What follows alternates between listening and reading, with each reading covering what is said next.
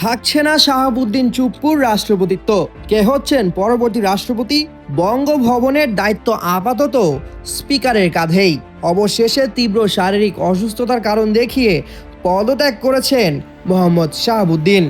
জাতীয় সংসদের স্পিকার হাফিজউদ্দিন আহমেদের কাছে আনুষ্ঠানিকভাবে পদত্যাগপত্র জমা দেওয়ার মাধ্যমে ইতি ঘটল বঙ্গভবনে তার প্রায় 3.5 বছরের শাসনকালের।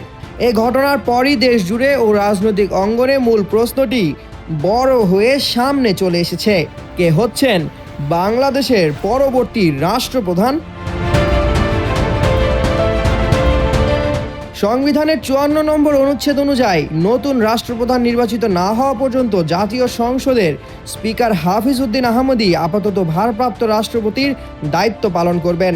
ব্যক্তিগত চিকিৎসা সফর সংক্ষিপ্ত করে থাইল্যান্ড থেকে দেশে ফেরার পরই এই পদত্যাগের আইনি প্রক্রিয়াটি সম্পন্ন করা হয়। নোভা এলইডি টিভি, ঝকঝকে ছবি, নিখুঁত শব্দ, 5 বছরের ওয়ারেন্টি। নোভা মানি সঠিক মান, নিশ্চিত সেবা। সংবিধানের 123 অনুচ্ছেদ অনুযায়ী পদ শূন্য হওয়ার 90 দিনের মধ্যে সংসদ সদস্যদের ভোটে নতুন রাষ্ট্রপতি নির্বাচন সম্পন্ন করতে হবে। সংসদে বিএনপি একক সংখ্যাগরিষ্ঠতায় থাকায় দলটির মনোনীত প্রার্থীরই রাষ্ট্রপতি হওয়া নিশ্চিত। পরবর্তী রাষ্ট্রপতির দৌড়ে কে এগিয়ে আছেন তা নিয়ে এখন নানা সমীকরণ চলছে। এক্ষেত্রে সবচেয়ে বেশি আলোচনায় রয়েছে বিএনপির স্থায়ী কমিটির জ্যেষ্ঠ সদস্য ও সাবেক মন্ত্রী ডক্টর খন্দকার মোশাররফ হোসেনের নাম। এছাড়া আলোচনায় রয়েছেন দলটির মহাসচিব ও স্থানীয় সরকার মন্ত্রী মির্জা ফখরুল ইসলাম আলমগীর।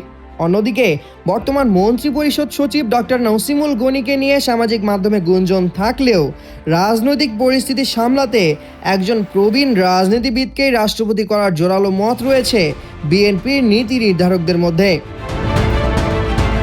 রাজনৈতিক বিশ্লেষকদের মতে সমস্ত দিক বিবেচনা করে পরবর্তী রাষ্ট্রপতির বিষয়ে চূড়ান্ত সিদ্ধান্ত নেবেন প্রধানমন্ত্রী তারেক রহমান।